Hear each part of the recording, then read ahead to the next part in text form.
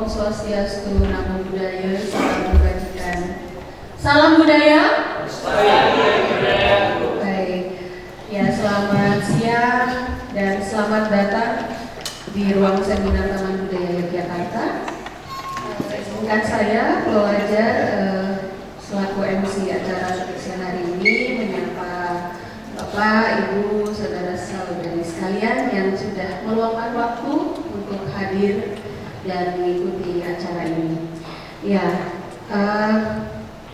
hari ini kita punya sarasehan yang seru, ya, sarasehan masyarakat karawitan Yogyakarta atau Mas Karyo, dan tema kita ini juga seru sekali karena ini relate dengan yang kita hadapi saat ini terkait perkembangan teknologi AI. Ya. Jadi di sini sudah ada, kalau penulisan sudah ada penulisan artifisial, suara juga sudah ada artifisial. Nah, sekarang karawitan juga. Tema kita kali ini karawitan artifisial, potensi dan regresi. Ya, ini kita sambut dulu para narasumber kita di sini dengan tepuk tangan yang meriah. Terima kasih. Ya, puji dan syukur pada Yang Sang Pencipta ya, karena hari ini kita bisa berkumpul di sini untuk bersama-sama mengikuti acara yang seru ini. Saya yakin karena narasumber kita di sini tidak main-main. Ada nanti pemaparan pengantar ya. Ada Mas Imade Kristian Wiranata Rediana, sarjana sastra ya Mas ya. Kita bisa manggil Mas Redian. Nanti akan memberikan pengantar sedikit tentang tema kita siang hari ini. Kemudian ada di sebelahnya ada Pak Anton ya, Pak Aton, maaf, Dr. Aton Rustandi Mulyana, karena dari Jawa Barat Mulyana ya. Iya, aduh ya, seperti itu. Ya. Ini jauh-jauh datang dari si Surakarta, kita beri tepuk tangan. Beliau juga akademisi seni pertunjukan. Lalu di sebelahnya yang paling cantik di antara yang paling tampan ada Mbak Gutami Bayu Pangastuti, sarjana seni. Dia juga praktisi karawitan ya Mbak ya. Oke. Lalu di sebelahnya yang wah oke banget nih Mas Paksi Raras Alit ya. Ini akan memberikan satu set gamelan untuk anaknya ya Mas ya dalam waktu dekat. Amin. Iya baik. Kemudian moderator kita siang hari ini ada Mas Anom Sudeko, Magister Seni ya. Jadi siang hari ini kita akan mendengarkan pemaparan dari para narasumber kita yang luar biasa. Sebelumnya saya akan membacakan susunan acara pada siang hari ini. Tadi kita sudah registrasi, lalu ini acara sudah dibuka oleh saya selaku MC. Kemudian kita akan menyanyikan lagu kebangsaan Indonesia Raya. Setelah ini dilanjutkan langsung dengan pengantar pemaparan tema oleh Mas Redian. Lalu setelahnya saya kembalikan ke Mas Redian untuk bersama-sama dengan para narasumber dan dipandu oleh moderator kita Mas Anom. Kemudian nanti setelah pemaparan selesai ada acara khusus untuk diskusi dan tanya jawab. Jadi silakan yang ingin berdiskusi dan punya pertanyaan silakan di sini, mumpung kita punya narasumber yang keren. Ya, lalu nanti ditutup dengan simpulan dari moderator. Baik, kita akan beranjak ke acara selanjutnya menyanyikan lagu Indonesia Raya. Hadirin saya mohon berdiri.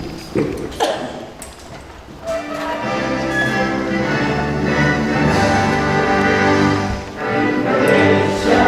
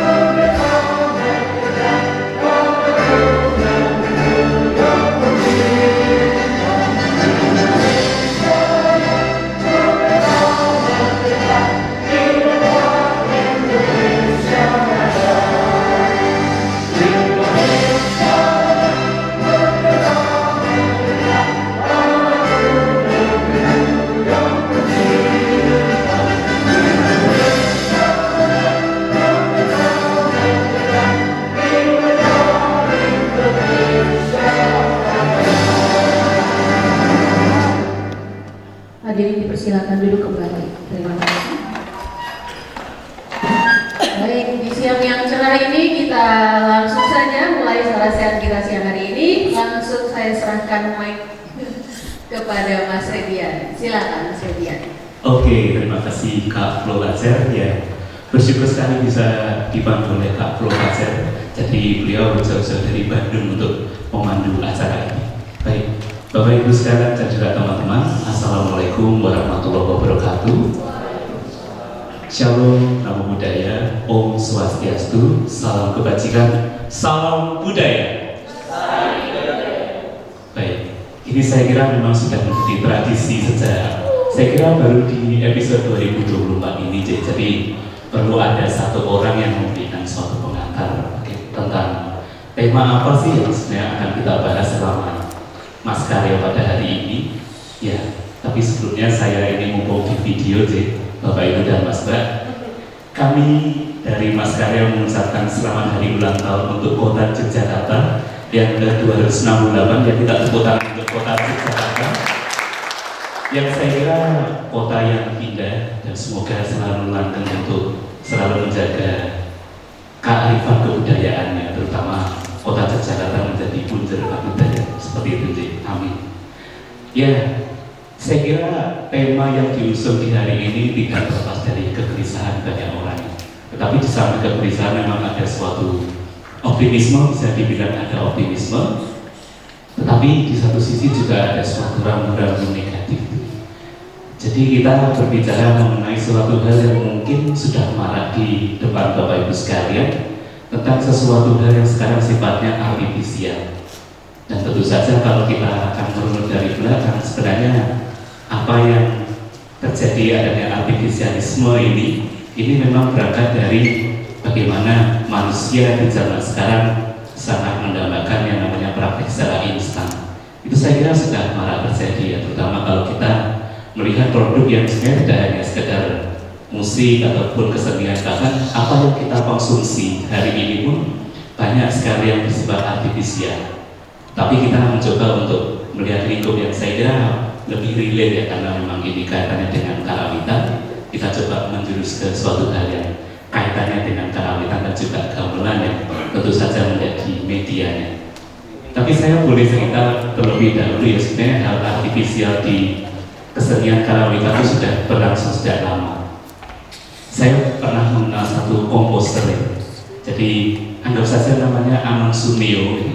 Jadi saya sangat antusias dan istilahnya saya sangat update untuk melihat bagaimana produk dari seseorang yang bernama Anang Sunio ini sudah beberapa kali untuk launching, bagaimana produk karya komposisinya, dan saya meyakini di sini tidak menggunakan gamelan yang mungkin bagi benak teman-teman menggunakan gamelan secara utuh, menggunakan gamelan perunggu yang kemudian harus melalui proses rekaman, proses pengolahan data dan sebagainya. Tetapi malah justru seorang komposer ini hanya sudah dihadapkan dengan laptop, sudah ada sampling suara, kemudian sudah misalnya komposer ini sudah mengutak-atik dengan secara praktisnya, tidak harus berkutat dengan banyak orang untuk mengkomposisi dan lain sebagainya. Misalnya tidak perlu ada suatu proses pembahasan yang mungkin perlu untuk proses pendalaman rasa dan juga pendalaman benak dan pikiran supaya saling sinkron.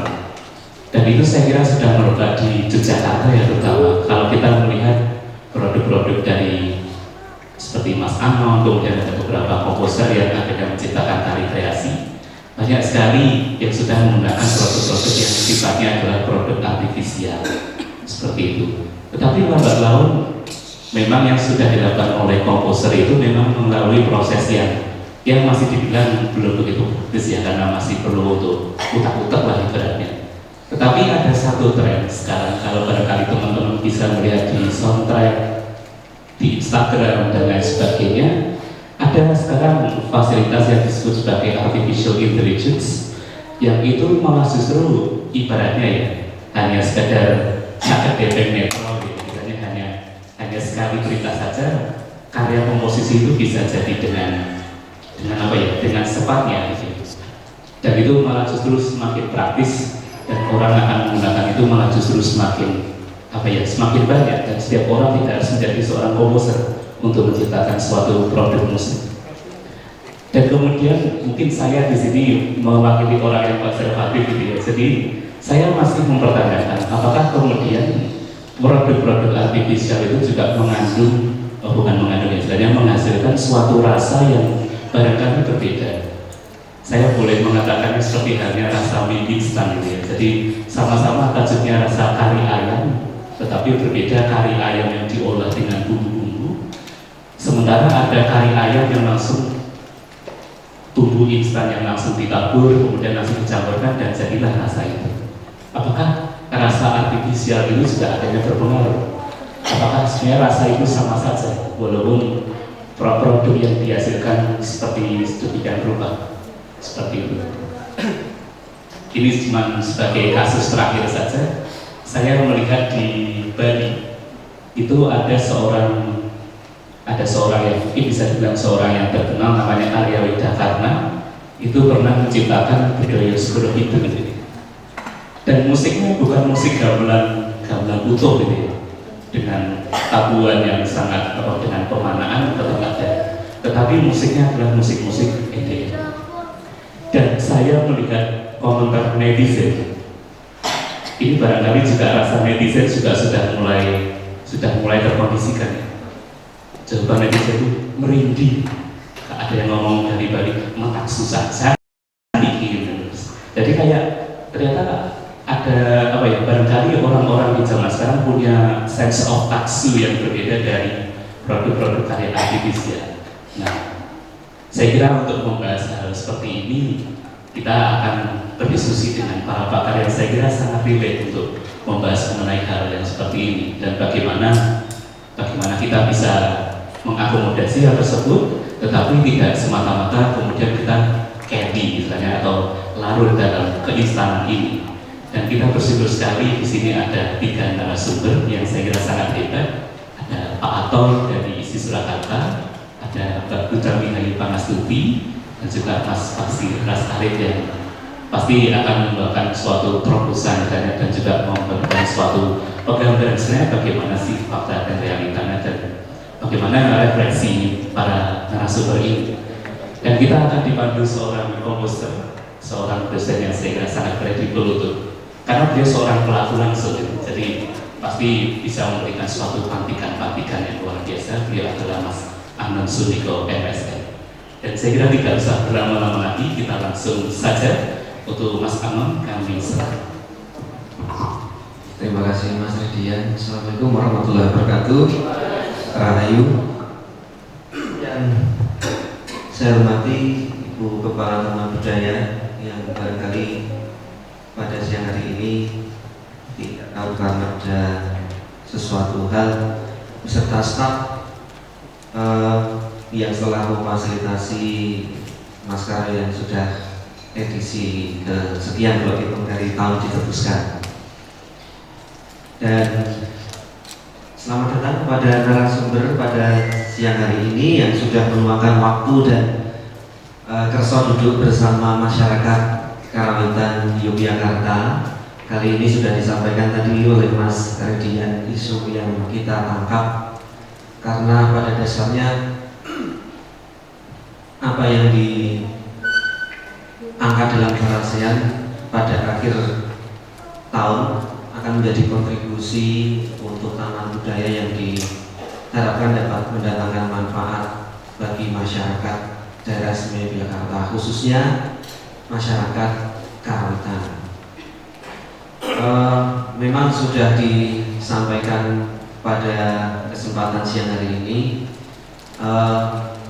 Tadi Mas Redian menyampaikan memang fenomena munculnya artificial intelligence ini bukan kemarin sore, tetapi hebohnya setelah COVID, orang baru mulai sering membuka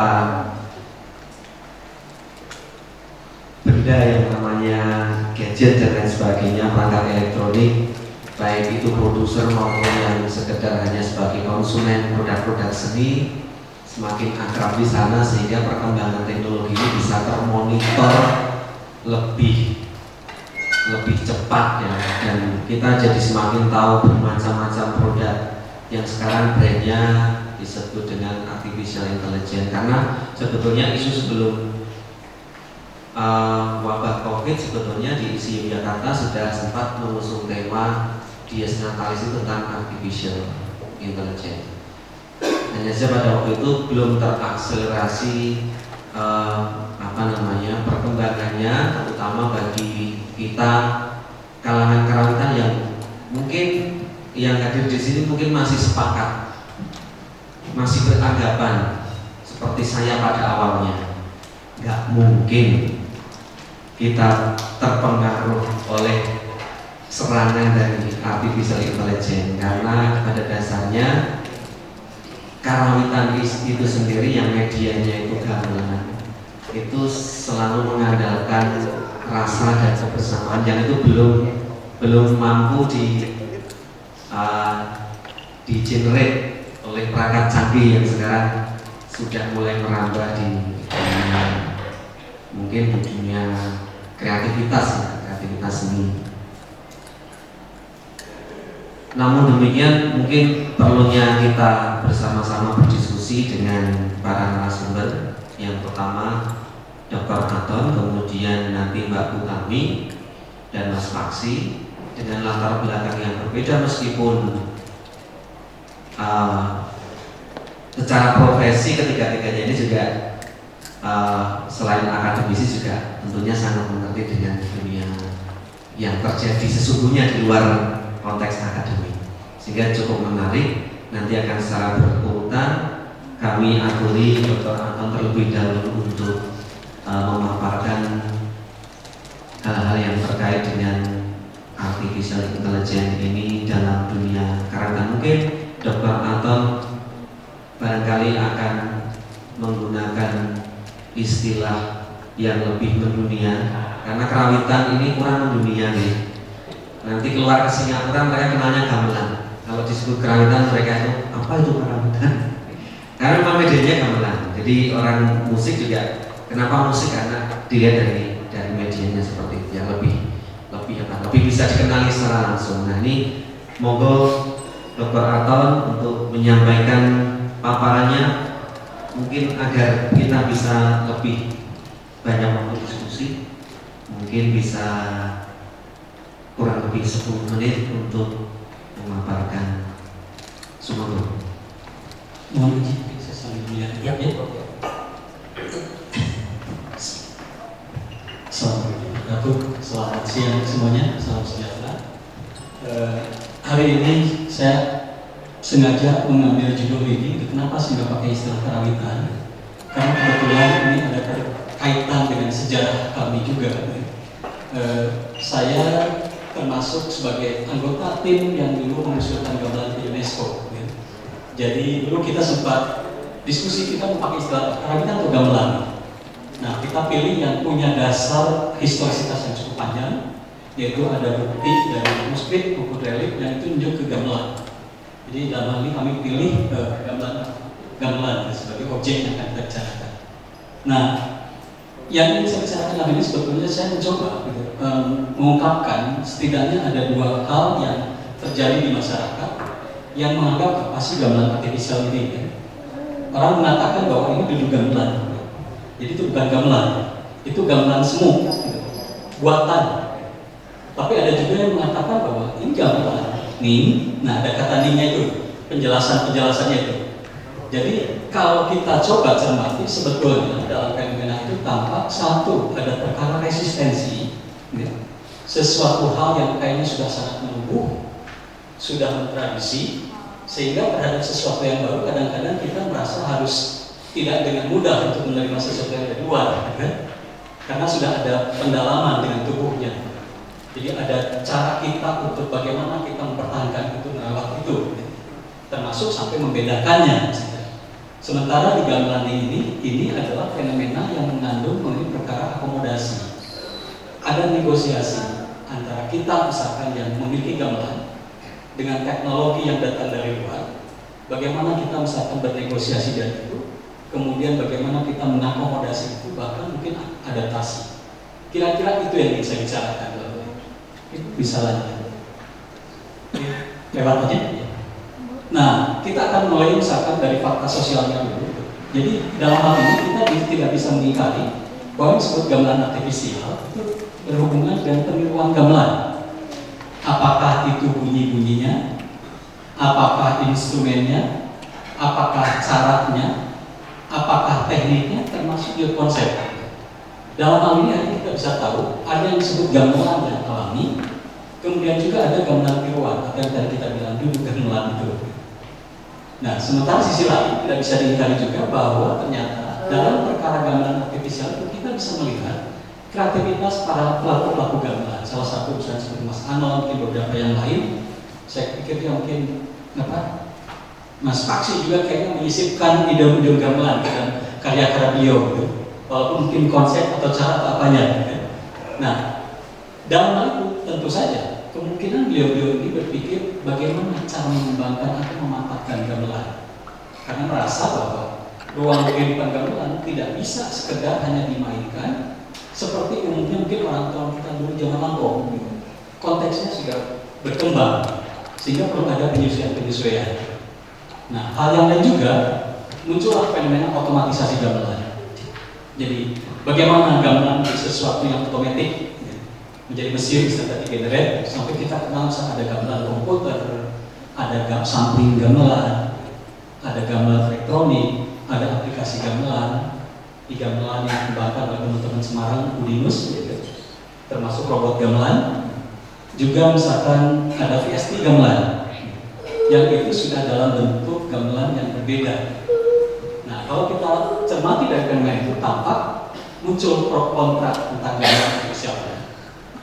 Secara positif, misalkan bahwa bagaimanapun gamelan ternyata diriset. Banyak orang-orang meriset tentang gamelan, termasuk bereksperimen, bahkan mungkin melakukan eksplorasi, sampai misalkan muncul temuan-temuan baru. Salah satu yang sering kita kenal, yang paling gampang adalah digitalisasi. Digitalisasi gamelan, memindahkan misalkan dari analog menjadi digital, akhirnya diarsip. Bahkan misalkan banyak sekali sekarang kita memanfaatkan informasi untuk keperluan kita, entah mungkin jadi ilustrasi atau jadi karya kreatif atau yang lainnya. Sisi lain misalkan bagaimana juga ini kita preservasi, termasuk misalkan restorasi, memperbaiki gamelan-gamelan atau bunyi-bunyi gamelan yang dulu mungkin yang kayaknya mungkin suaranya sudah kurang baik, tapi dan teknologi digital misalkan kita bisa memperbaiki itu. Salah satu yang contoh mungkin di Semarang atau visual.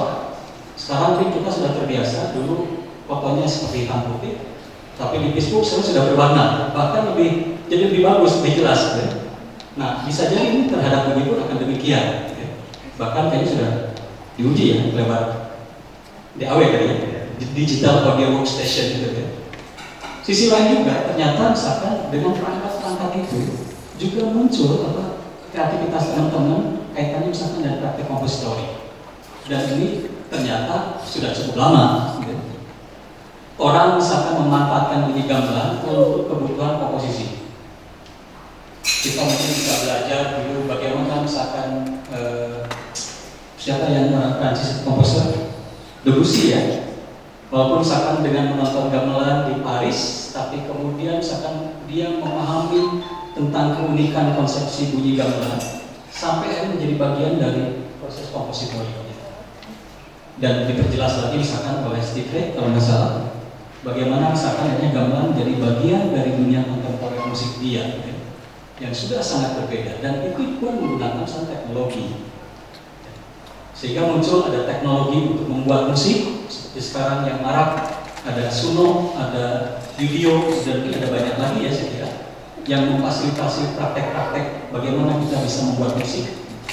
Tapi di sisi lain tadi disinggung oleh Mas Anon juga, peristiwa COVID kemarin menyadarkan kita bahwa ternyata artifisial cukup sangat membantu, karena beberapa misalnya bagaimana teman-teman membuat teknologi pembelajaran karawitan dengan memanfaatkan itu. Artinya ada sisi-sisi positif. Nah, sisi lain ini jadi dilematis perkara hak atas kekayaan intelektual. Ada yang mengatakan ya nggak apa-apa asal sesuai ininya, tapi di sisi lain enggak, ada masalah kepemilikan, apakah kepemilikan personal ataupun kepemilikan kelompok, itu yang jadi masalah. Termasuk kekhawatiran lain adalah adanya kompetisi antar manusia. Terutama mungkin ini dirasakan bagi pelaku-pelaku gamelan yang mungkin tidak terlalu akomodatif terhadap perubahan itu, gitu. Sehingga ada kekhawatiran bahwa perannya akan digeserkan. Salah satu contoh yang kita bisa belajar ketika campur sari mampu mendigitalkan gamelan menjadi sampling, kemudian diringkas, yang biasanya kita main campur sari gamelan dengan perangkat combo, ternyata bisa disalurkan oleh satu orang. Sehingga peran-peran kehadiran antar personal murawit itu tereliminir. Nah ini menurut saya tidak ada berarti patut dipahami. Kenapa juga ada pikiran bahwa misalkan ini menjadi sangat kompetisi, harus kita pikirkan juga ke depannya. Karena pada dasarnya apakah memang gamelan itu akan diserahkan sepenuhnya menggunakan mesin, atau tetap kita manusianya harus hadir di situ. Nah ini juga misalkan berkaitan dengan aksesibilitas. Bagaimana misalkan artifisial mampu memberikan kemudahan-kemudahan bagi kita untuk bisa mengakses itu. Sisi lain, ternyata juga ada implikasi personalisasinya. Jadi di mana misalkan kita cenderung bekerja secara personal. Ya contoh lah, misalkan kalau kita masuk ke DAW, bikin itu otak-atik itu kan seolah menghindari dimensi interpersonalnya, dimensi antara orang per orangnya kan. Karena bisa dikerjakan dengan sendiri dengan mesin. Sehingga misalkan kalau kita kaitkan bahwa gamelan adalah mengandung unsur wangsi mamang, saling memperhatikan, saling toleransi, ada konsep kelompok yang dibangun bersama. Tapi ketika dipindahkan dengan sistem itu, ini menjadi pertanyaan kita, apakah hal-hal sosial seperti itu akan masih bisa dirawat? Nah, hal yang lain juga ini berkaitan tadi dengan kebutuhan kreativitas, tapi di sini juga misalkan ini berhubungan dengan posisi pengguna. Apakah dia ingin hadir dengan otoritasnya, memberikan sesuatu yang baru, atau hanya sebagai konsumen, pelaku-pelakunya aja. Seperti kita iseng-iseng main Suno, ya? Berikan promnya lagu tentang katakanlah Jogja hari ini, ya? Pakai musik misalkan langgam dan keroncong, ya? Kasihkan mocopat, misalkan. Dalam hitungan nggak kurang dari 1 menit sudah digenerate dan akhirnya keluar itu. Nah, tapi persoalannya apakah kita memang akan menciptakan dunia kreasi seperti itu? Memang bagus hasilnya, tetapi di sisi lain, apakah kebutuhan kreativitas kita yang ingin selalu menghadirkan hal yang baru, apakah terwadahi? Apakah sisi emosi kita, sisi rasa kita, hubungan antar personal kita bisa terwadahi oleh? Nah, ini yang saya pikir pro kontra di dalam gamelan ini, termasuk perkara asli dan buatan, atau juga mungkin tadi terkait dengan perkara rasa atau emosi, dan juga data dan big datanya. Salah satu yang sebetulnya situasi terkini, kemarin ada teman saya dari Amerika, Andrew Negro, dia dari Richmond University. Dia mencoba menggunakan bantuan AI, membuat 3 eksperimen. Satu eksperimen dia, ketika dia memberi promptnya adalah membuat musik dengan formasi musik pop, jazz. Hasilnya sangat bagus, ya. Kemudian instruksi kedua, dia minta tolong buatkan gamelan yang struktur yang sangat konvensional, struktur gending yang lama. Ya. Hasilnya apa? Mesin tidak bisa membaca itu, sangat jelek, sangat tidak jelas gamelannya apa. Dan saya pun sempat memberi perintah pada semua itu, saya minta gamelan, ternyata keluar lirik tentang gamelan, kata gamelannya. Artinya apa? Berarti kita semua masih beruntung bahwa selama ini bunyi-bunyi gamelan yang terekam belum banyak masuk ke dalam big data. Ya. Kalau masuk ke big data, itu akan generate oleh mereka. Ya. Nah ini satu keuntungan tentunya. Oke, lanjut mungkin Mas. Nah sementara apa literaturnya, karena ternyata artifisial, ini serupanya selalu berhubungan dengan perkara antara natural dengan teknologi, antara yang alami dan teknologi. Tidak bisa dipungkiri bahwa ternyata ada banyak sekali riset-riset yang kenapa akhirnya artificial bisa muncul, bisa hadir di dunia kita. Karena rupanya ada dukungan proses-proses riset, entah riset bunyi gamelan, entah nada-nada gamelan, atau juga instrumennya atau apanya, yang akhirnya itu menjadi informasi yang dibaca, didata, yang bisa jadi akhirnya muncul PS3 gamelan, termasuk robot gamelan atau apa? Karena riset-riset. Oke, lanjut. Nah, sekarang saya akan coba pertanyaannya, apakah dengan demikian artificial ini adalah sesuatu yang memang asing, atau sebetulnya sesuatu yang sebetulnya sudah ada dalam kehidupan kita? Nah, ini saya coba telusuri perbedaan antara artificial yang kita artikan lewat bahasa Indonesia yang sebelah kiri ya, kemudian artificial yang ternyata kita serap dari luar. Di dalam bahasa Indonesia kita mengartikan bahwa artificial itu adalah sesuatu yang tidak alami. Kemudian itu buatan, atau seringkali dia mengakomodir tentang rekayasa, praktek rekayasa artificial. Nah, kalau kita telusuri dari asal usulnya, ternyata ini punya keterhubungan yang menyejahterakan. Istilah itu bukan asing untuk orang manusia di dunia.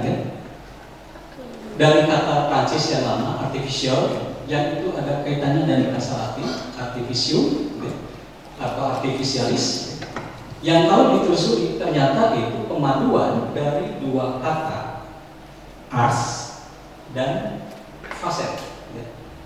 Ars itu adalah keterampilan, facet itu membuat. Jadi dalam hal ini rupanya yang namanya artificial bukan perkara palsu atau fake atau bohong. Tapi ini adalah menunjukkan sesuatu kebutuhan, praktek kebutuhan dari kita. Ketika misalkan kita punya kemampuan, punya keterampilan dalam hal ini untuk melakukan sesuatu, membuat sesuatu yang mungkin pada saat itu belum ada, kemudian dibuat ada. Yang bisa jadi mungkin ini akan berhubungan dengan masalah perkara imajinasi kita. Jadi pada dasarnya sebetulnya bicara artificial itu adalah sesuatu yang memang tidak hadir secara alamiah, tapi itu dibuat. Kemudian juga bahwa ini selalu akan berhubungan dan upaya mereproduksi, mengkopi hal-hal yang sifatnya alamiah. Nah, kalau kita coba misalkan sarikan di situ, rupanya kata artificial atau gamelan artificial itu bisa diartikan sebagai sebuah gamelan yang dibuat, entah mungkin dalam bentuk apa, atau diproduksi, atau bisa juga dilakukan oleh manusia agar tampak seperti sesuatu yang alami. Kita mungkin lihat dalam misalkan seperti robot gamelan atau apa, bagaimana misalkan seolah logam-logam itu misalkan bisa seperti manusia, bisa menabuh, bisa membedakan nada-nada misalkan, seperti halnya kita. Nah, hal yang lain bisa juga dianggap bahwa ternyata dalam konteks artificial itu bisa dikatakan sebagai sesuatu yang berfungsi. Fungsinya apa? Melengkapi. Jadi sesuatu mungkin dalam kehidupan kita yang tidak lengkap bisa dilengkapi dengan aktivitas artificial seperti yang kita sekarang alami misalkan. Kenapa Mas Anang misalkan tidak fokus pada gamelan manual, gamelan konvensional? Kenapa lari ke DAW? Kalau bukan tujuannya untuk melengkapi, mungkin ada sesuatu yang dianggapnya kurang, atau mungkin menggantikan. Contoh tadi yang campur sari misalkan, karena kalau mengandalkan masyarakat mahal, melibatkan banyak orang, sementara yang menganggap mungkin kemampuannya berbeda, sehingga ada hal-halnya yang diambil yang ringkas. Nah, itu akhirnya menggantikan, walaupun mungkin bisa saja sementara, tapi yang parah itu harus kita perhatikan, andaikan itu terjadi secara permanen. Jadi menggantikan sepenuhnya kehadiran kita. Nah, hal yang lain juga, memang motifnya macam-macam. Itu bisa disebabkan oleh karena ada motif ekonomi. Jelas ya, kalau misalkan di dalam teknologi alat itu ekonomi bicara selain misalkan perkara temuan ya. Karena misalkan bagaimana sekarang kita mengkonsumsi dan harus bayar kan. Kita pakai aplikasi Suno aja ya ada yang gratisnya, tapi kalau mau dapat akses yang banyak harus bayar bulanan atau tahunan. Jadi ada monetisasi di situ, ada komodifikasi di situ. Selain tentu saja misalkan juga akan mengubah dimensi sosial, bahkan mungkin bisa jadi arahnya ke politik budaya. Nah, hal yang lain yang ini juga tidak bisa diingkari bahwa memang kita akui ada pengakuan masyarakat menganggap bahwa artifisial itu adalah pura-pura, semu, atau palsu, imitasi. Nah, tinggal mungkin persoalan sekarang kita mau menempatkan di mana, memaknai artifisial, gambar artifisial mau di wilayah yang mana? Apakah mau di tataran yang katakanlah mungkin perkara pura-pura atau palsunya, atau sebetulnya mau memahami dalam konteks upaya orang bagaimana misalkan mengungkapkan keterampilannya, membuat sesuatu yang tentu saja bisa bermakna dalam kehidupan. Oke, lanjut. Nah, kalau kita terus lagi, selain tadi perkara etimologinya, rupanya perkara artifisial itu sudah terjadi mungkin ribuan tahun. Ini misalkan ternyata kita telusuri, ada mitologi misalkan Daedalus dan Ikarus, jadi seorang ayah dan anak. Ketika Daedalus itu misalkan ingin memenuhi keinginan anaknya, minta dibuatkan sayap. Jadi dibuatlah sayapnya. Tapi celakanya justru dengan sayap itu dia malah mendekat ke atas terus ke matahari sampai terbakar, dia meninggal. Artinya apa? Sebetulnya di satu sisi ada imajinasi, ya? Tetapi di sisi lain ada kebutuhan. Entah mungkin anaknya yang terampil hasrat, anak muda ini tahu apa, ada impian apa. Tapi ketika tidak disadari seperti apa prinsip-prinsip teknologi apa, malah justru itu malah membuat kita menjadi celaka. Sama mungkin seperti kita memaknai dulu perkara dinamit, ya. Kasusnya misalkan siapa yang membuat Nobel, Alfred Nobel. Bagaimana misalkan ada gagasan membuatkan sebuah alat peledak yang itu tujuannya sebetulnya untuk membantu mempercepat proses pekerjaan, okay, terutama pada kerja-kerja tambang. Okay. Jadi daripada digali itu butuh waktu lama, akhirnya pakai teknologi peledak. Sementara misalkan sewaktu dibuatkan itu rupanya malah dijadikan bom. Sampai sekarang misalkan kita bagaimana teroris apapun menggunakan itu. Nah, dalam konteks ini sepertinya kita memang perlu hati-hati terhadap setiap produk teknologi itu. Apakah memang ini akan membantu pekerjaan kita, gitu, atau malah justru gitu, mematikan kreativitas kita, atau mungkin melemahkan kemanusiaan kita. Jadi dalam hal ini, kita akan lanjutkan. Tampak sebetulnya artifisial itu adalah menyangkut tiga perkara: imajinasi, kebutuhan, dan tantangan. Seperti mungkin isu kita sekarang, ya, antara potensi dan regresi.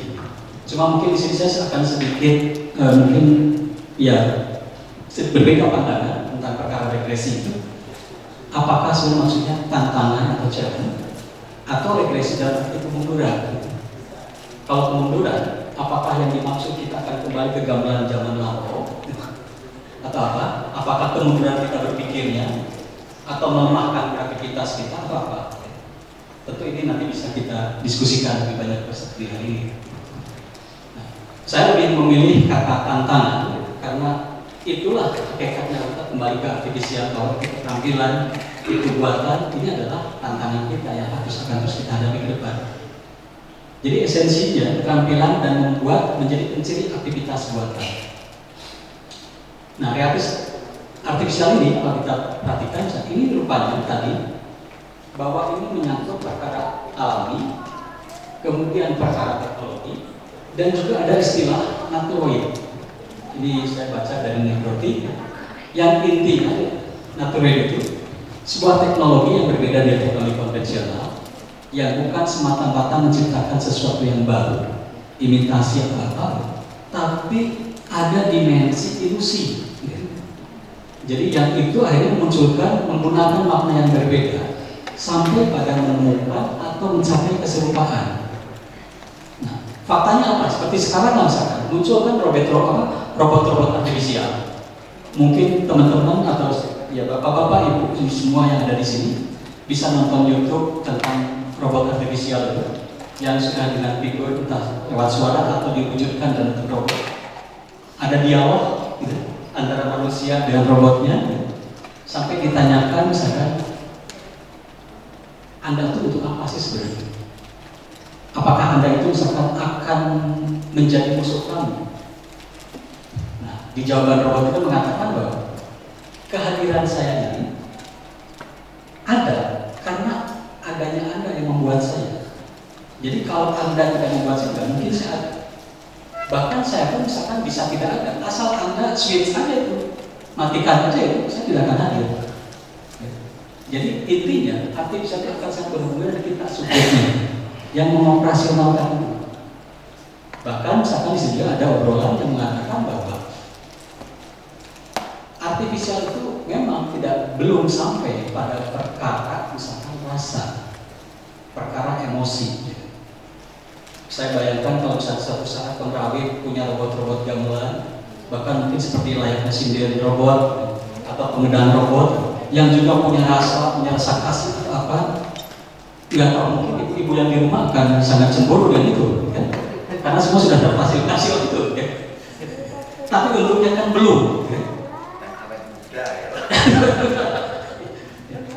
Nah, dalam hal ini misalkan akhirnya kita bisa lihat ternyata dalam praktek artificial kemampuan kita untuk terlibat itu seolah-olah lebih kepada bagaimana kita menciptakan sebuah artefak yang tujuannya adalah untuk bisa kita gunakan atau menjadi fungsional. Sementara mungkin untuk sampai itu aja dulu diskusi kita, nanti biar kasusnya dilakukan teman-teman yang lain. Atau Robert. Terima kasih Dr. Anton. Kurang lebih tadi yang paling anak kita garis bawahi dengan kata yang kalimat yang lebih sederhana, bahwa kalau ngobrol tentang artificial jadi ada 3 hal yang kita koneksikan.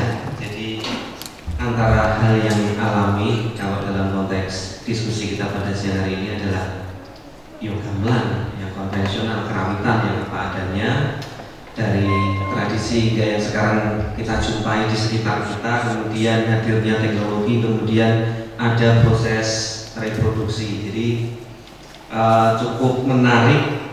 Tadi juga disinggung juga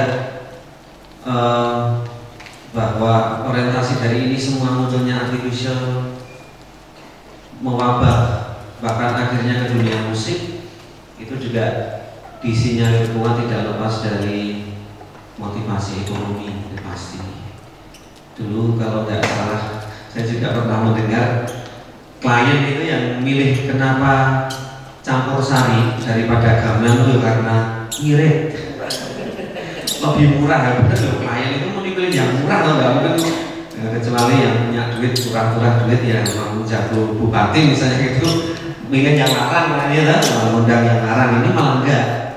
Sebagai manusia wajar, masyarakat wajar pasti milih yang murah, tapi mendekatilah. Muncul itu yang juga disinggung organ tunggal kan. Wah, campur sari yang dulu gak murah-murah ya. Paling murah ada penyanyi 2, ada dagelannya, ada keyboard, gong, gender, sarot, tetap ada. Sekarang cuma 1 orang. Wah, itu yang salah siapa? Enggak salah ya, enggak ada yang salah ya. Nah, pasti ada kaitannya dengan hal itu, dan dari awal sudah disampaikan bahwa mungkin ini regresi ini yang kita angkat pada diskusi ini akan kita maknai sebagai satu kemunduran. Kalau tadi sudah diwacanakan banyak sekali pengertian yang berkaitan dengan artificial. Kemudian kalau pagi tadi saya coba nginjen Mbah Google istilah yang mungkin asik bagi orang kerawitan, regresi itu sendiri kok berkaitan dengan yang kekanak-kanakan. Terus kemudian mungkin yang dimaksud siap nggak nih, tadi seperti yang sudah disampaikan Dr. Anton, ini kita mau maju atau terus kita anti AI, terus kembali ke kerawitan yang dewasa, musikat dewan gitu kan, orang musik nanggap rapopo kan, itu kan simbah-simbah kita kan begitu sampai sekarang. Kalau nggak percaya tanya aja. Sakit aja gerah, obatnya apa? Bukan dokter, nabu gamelan. Itu tingkat makrifat memang ya gitu, memang kerawitan memang memang begitu. Nah, tapi itu adik-adik ya mungkin seusia saya ke bawah itu kira-kira butuh hidup lebih banyak atau enggak gitu. Ketika bidangnya kerawitan, apakah juga akan kembali ke kerawitan yang kalau istilahnya Mas Paksi tadi sudah dicuplik, mungkin nanti akan ditegaskan purba gitu kan? Ya, atau bagaimana? Nah, ini semata-mata hanya untuk memancing diskusi agar monggo nanti bisa ditanggapi, bisa didiskusikan bersama-sama apa yang sudah disampaikan Dr. Anton. Ini mengawali menjadi pemantik pertama untuk diskusi Mas Karyo pada siang hari ini. Menyusul narasumber yang kedua, biar seger ya. Kita pilih yang seger-seger. Tadi ya, karena yang paling cantik pada siang hari ini adalah Mbak Utami. Monggo untuk yang presentasi yang berikutnya, Mbak Utami sebagai narasumber, silahkan punya ide gagasan apa tentang artificial yang berkaitan dengan dunia yang sejauh ini masih kita tersenani sebagai profesi kita. Mbak Utami ini kamu presiden ya, artis saja nggak ada, artis terkenal ya. Mungkin di Solo sangat terkenal, di Jogja hampir terkenal, di Jakarta terkenal sekali. Nah, kalau sekarang beliau ini OTW menjadi ilmuwan. Iya, monggo Mbak Utami silakan, waktunya kurang lebih 10 sampai 15 menit. Ya, terima kasih Mas Anwar. Saya mohon izin ke depan juga. Sebenarnya saya juga bingung Mas menyebut diri saya ini siapa. Baik, ya, terima kasih.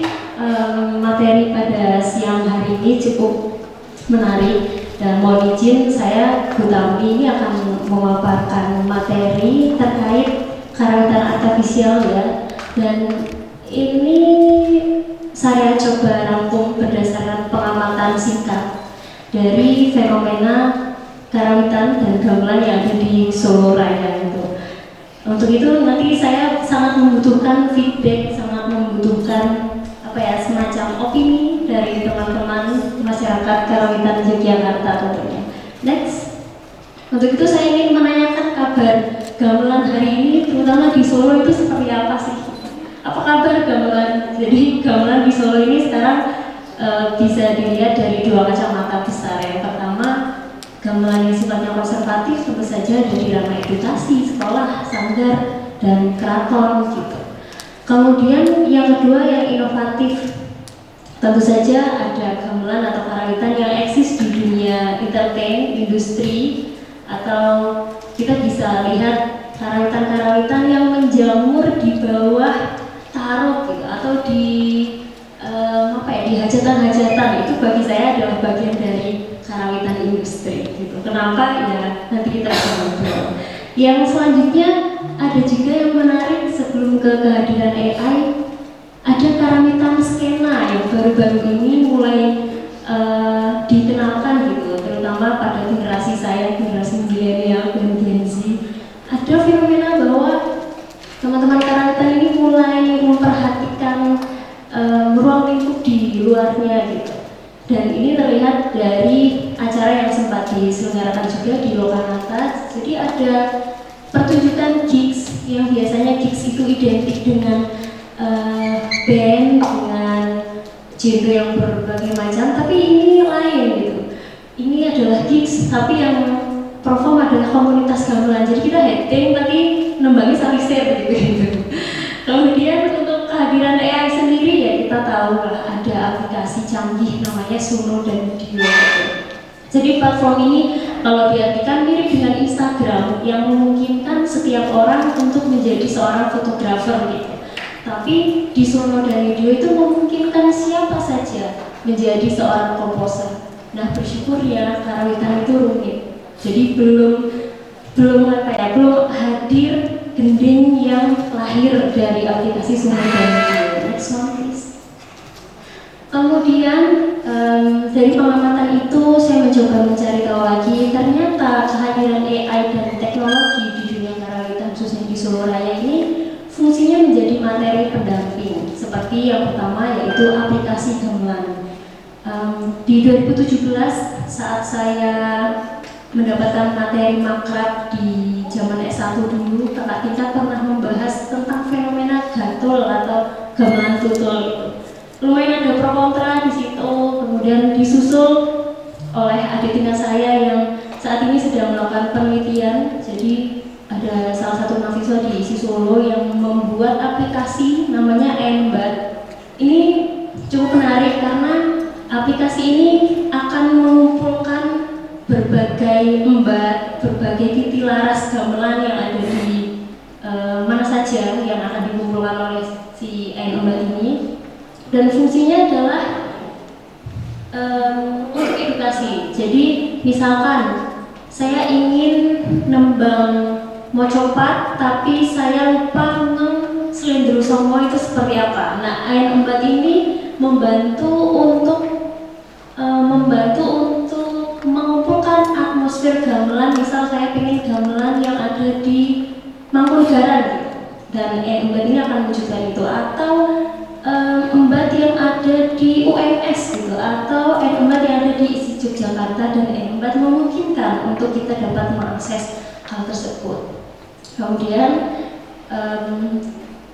tidak berbeda dengan gatul, ada juga gamelan JV yang sifatnya masih sama, gamelan digital, dan saya rasa ini fungsinya masih sebagai edukasi ya. Next. Kemudian keakraban lain kaitan dengan teknologi ada gamelan noted. Kenapa saya melakukan gamelan noted? Karena itu tadi ada kepraktisan di sini, tidak perlu bawa gong, tidak perlu bawa kompol, tapi cukup diumpet di laptop, terus tinggal ditutul-tutul gitu. Dan dari pengamatan ini saya melihat ada grup gamelan namanya Galunesia yang menggunakan MIDI serta alat musik dari Jember yang namanya Patrol. Kemudian ada Atasiat Gamelan dengan Gagen Tutul, dan ini juga mengingatkan saya di masa lalu bahwa adanya gadon itu juga dari peristiwa dengan tujuan-tujuan kepraktisan gitu.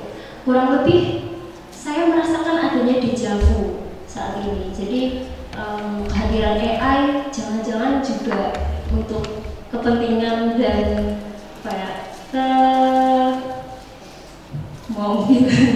jadi kalau banyak kehadiran AI ada untuk tujuan kita bersama juga sebenarnya gitu.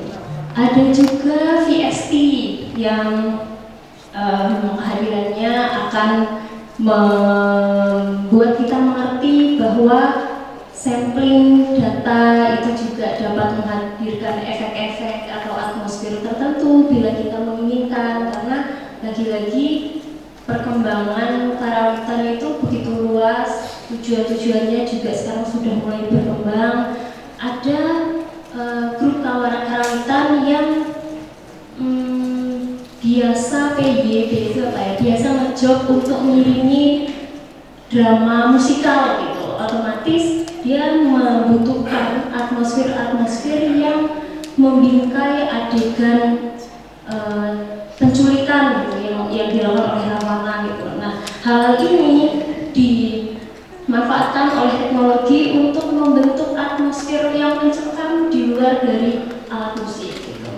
Ada penambahan coloring, efek-efek dan lain sebagainya. Next. Selanjutnya ada juga EDM yang kita telah tahu bahwa EDM ini sudah masuk ke cita rasa atau genre ya, yang mengarah pada musikalitas elektro, ya yang terlihat modern gitu deh. Next. Selanjutnya keakraban lain yang saya lihat berdasarkan pengamatan bahwa teman-teman di Solo itu mengenal website yang bisa dimanfaatkan juga. Pertama, kita biasanya gunakan ChatGPT itu untuk brainstorming lirik. Misal ada proyek yang kita membutuhkan kayak semacam pantikan lirik yang mendeskripsikan tentang ketakutan, atau lirik yang mendeskripsikan tentang perang. Kita butuh ChatGPT juga sebenarnya. Kemudian teman-teman yang sedang tugas akhir juga menggunakan ChatGPT untuk curhat, untuk mengukur kedalaman konsep berkaryanya gitu. kami juga mengenal website namanya Dustifit, yang di situ terkumpul banyak recording atau rekaman-rekaman gamelan dari yang instrumental, dari yang direkam di RRI dan lain sebagainya, dan kita bisa akses itu, bisa download itu untuk pembelajaran. Ada juga gamelan BVG yang menyediakan notasi gamelan, kemudian ada sampling audio untuk mendalami pelarasan gamelan, menghitung jangka, bahkan mengukur frekuensi gamelan. Selanjutnya. Nah, itu tadi adalah pengamatan singkat saya yang tentunya ada potensi-potensi yang cukup positif. Jadi saya rasa fenomena karawitan dan ketersinggungannya terhadap AI ini membuka pintu pemacu kreativitas ya. Artinya AI ini justru menjadi sarana untuk memacu seniman agar lebih melampaui dirinya dari yang sebelumnya. Kemudian saya cukup optimis bahwa karawitan ini tidak akan kehilangan keistimewaan karena karena menurut saya karya-karya itu yang dirindukan adalah daya imajinasinya gitu. Ketika kita terlalu sering terpapar hal-hal yang instan, rasa atau pengalaman-pengalaman dari daya imajinasi itu tentu akan tidak pernah kita dapatkan ketika kita menyaksikan atau mendengarkan karawitan yang alami gitu, kalau tadi itu ada di Pak Akam gitu ya. Kemudian menurut saya musik itu pilihan. Menurut saya musik itu adalah sebuah produk dan akan ada selera tentu saja di situ. Kalau istilah di Bali, saya ingin meminjam istilah yang bernama Desa Kalapatra. Jadi mungkin musik itu akan menyesuaikan di mana dia akan disajikan, kapan, waktunya yang akan disajikan musik itu dan dengan tujuan apa gitu. Kemudian ini masih mirip sih menantang jiwa kesenimanan, karena di setiap karya itu saya mencoba melihat bahwa tanda-tanda spesialnya ada kejujuran gitu di sana, ada rasa dan ada pengalaman penciptaan yang AI nggak bisa, AI nggak akan menjangkau itu menurut saya gitu. Kemudian ada lingkungan juga yang mempengaruhi daya penciptaan sebuah karya, dan kemudian kita pasti akan merindukan ketika menikmati sebuah karya dan kita menebak, oh ini pasti referensinya nggak jauh-jauh dari karya ini gitu. Dan menurut saya AI belum sampai ke situ sih. Ya, next. Untuk ya sama si regresi, saya juga masih bingung tadi penyikapan regresi seperti apa, tapi mungkin ini adalah direksi saya ke depan tentang adanya teknologi ini. Tentu saja kita sebagai orang Jawa terbiasa mendengar kata semeleh gitu ya, artinya dengan adanya teknologi ini ya kita tidak bisa menolak juga. Jadi ya embrace aja, yang bisa dimanfaatkan ya dimanfaatkan. Terdengar mudah kata-kata ini, tapi ya begitulah. Kemudian ketika saya mendengar musik-musik yang dihasilkan oleh AI itu ada rasa palsuan gitu menurut saya, terutama pelafalan. Kemudian belum lagi kalau berbicara dengan karawitan itu ada pitetan, ada loyo, ada hal-hal rumit yang menurut saya ini justru menjadi keistimewaan dari karawitan yang AI belum menjangkau ke situ gitu. Jadi masih sama, karawitan yang rumit adalah sebuah keberuntungan itu tentang estetika yang kompleks. Kemudian ini saya sebagai generasi milenial yang terpapar dengan teknologi juga punya perasaan rindu gitu terhadap karawitan yang konvensional. Jadi di balik paparan teknologi yang begitu deras gitu, saya tetap memiliki ruang-ruang rindu untuk bermain gamelan, untuk saling berkomunikasi meskipun secara musikal, untuk saling membangun kebersamaan gitu. Dan saya rasa hal-hal ini juga dirasakan oleh para pelaku-pelaku karawitan gitu. Meskipun ada ada tuntutan-tuntutan bagi mereka harus menggunakan teknologi gitu. Tapi saya rasa tetap ada ruang rindu tentang karawitan yang konvensional ini. Kemudian saya punya rumus, ini terakhir, semoga bermanfaat. Ini adalah rumus menikmati karya karawitan.